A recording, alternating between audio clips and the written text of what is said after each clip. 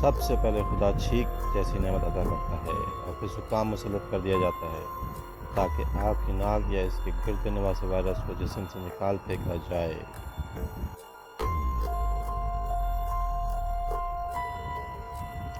اور بعد اوزار کھانسی اور بلغم کو مسلط کیا جاتا ہے تاکہ آپ کے پھیپھڑوں سے وائرس کو بلغم کے ساتھ ملا کے نکال دیا جائے۔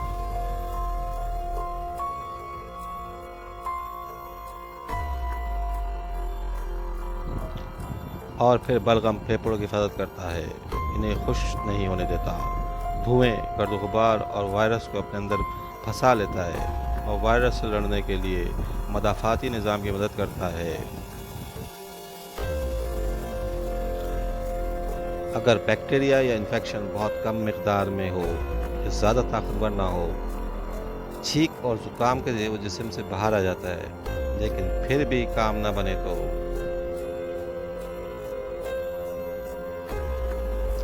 آپ کا immune system white blood cell کو وائرس سے لڑنے کے لیے بھیجتا ہے اور تب تک لڑتا رہتا ہے جب تک وائرس ختم نہیں ہو جاتا اور نتیجتاً آپ کے جسم کا ٹیمپریچر زیادہ ہو جاتا ہے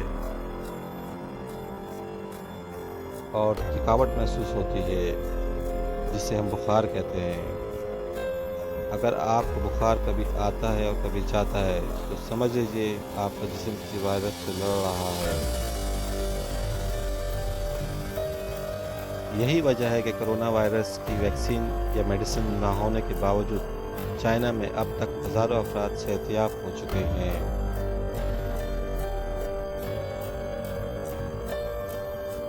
وائرس زدہ ہونے کی صورت میں آپ کے جسم کا مکمل آرام اور صحت بخش خوراک کی ضرورت ہوتی ہے جو آپ کے امیون سسٹم کو طاقتور رکھے۔ باقی خدا نے جسم میں ایک مکمل نظام بنا رکھا ہے وائرس سے لڑنے کے لیے۔